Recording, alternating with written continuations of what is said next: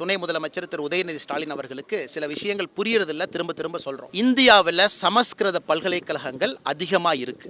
10 ஆண்டு காலம் இவங்க யூபிஏல இருந்த பொழுதும் கூட சமஸ்கிருத பல்கலைக்கழகத்தை திறந்தாங்க, தமிழ் பல்கலைக்கழகத்தை திறக்கல. எம்ஹெச்ஆர்டியை பொறுத்தவரை எப்படி பணத்தை அலோகேட் பண்றாங்கன்னா, பல்கலைக்கழகங்களுக்கு பணத்தை கொடுக்கறாங்க. தமிழ் பல்கலைக்கழகத்தை தொடர்ந்து நாங்க திராவிட முன்னேற்ற கழகத்திட்ட சொல்றோம், எம்ஹெச்ஆர்டி பேசி புதிய தமிழ் பல்கலைக்கழகத்தை திறங்க, பீகார்ல திறங்க, கவுஹாட்டில திறங்க, டெல்லியில திறங்க. பல்கலைக்கழகங்களே திறக்கப்படாம நம்முடைய துணை முதலமைச்சர் வாயால வட சொல்றாரு. அதிகமான சமஸ்கிருத பல்கலைக்கழகங்கள் முதல்ல இருந்து இருக்கு. நாம எதையும் திறக்கல. கடந்த 10 ஆண்டுகள்ல நம்ம புதுசா எத்தனை பல்கலைக்கழகத்தை திறந்திருக்கிறோம் நீங்க பாருங்க. காங்கிரஸ் ஆட்சி காலத்திலிருந்து இருக்கக்கூடிய சமஸ்கிருத பல்கலைக்கழகங்கள் தமிழை விட அதிகமா இருக்கு. அதனால் நிதி அதிகமா போகுது. இன்னைக்கு முதலமைச்சர் அவர்கள் ஏன் சொல்லக்கூடாது, இந்தியால எல்லா மாநிலத்திலும் 10 தமிழ் பல்கலைக்கழகத்தை திறக்கிறோம்னு சொல்லட்டும். நாங்க எம்ஹெச்ஆர்டி எடுத்துட்டு போறோம், நாங்க பேசுறோம், தமிழ் யூனிவர்சிட்டி ஓபன் பண்ணலாம், ஃபண்டிங் அடுத்த வருஷம் கிடைக்கும். தமிழ் பல்கலைக்கழகத்தையும் திறக்க மாட்டாங்க, அதற்கான முயற்சி எடுக்க மாட்டாங்க. தமிழ்நாட்டுக்குள்ளேயும் தமிழ் பல்கலைக்கழகம் ஒன்னே ஒன்னு வச்சிருக்கோம், அதையும் 2, 3 ஆக்க மாட்டாங்க. அப்படி இருக்கும் பொழுது எப்படி மத்திய அரசு நிதி கொடுக்கும்?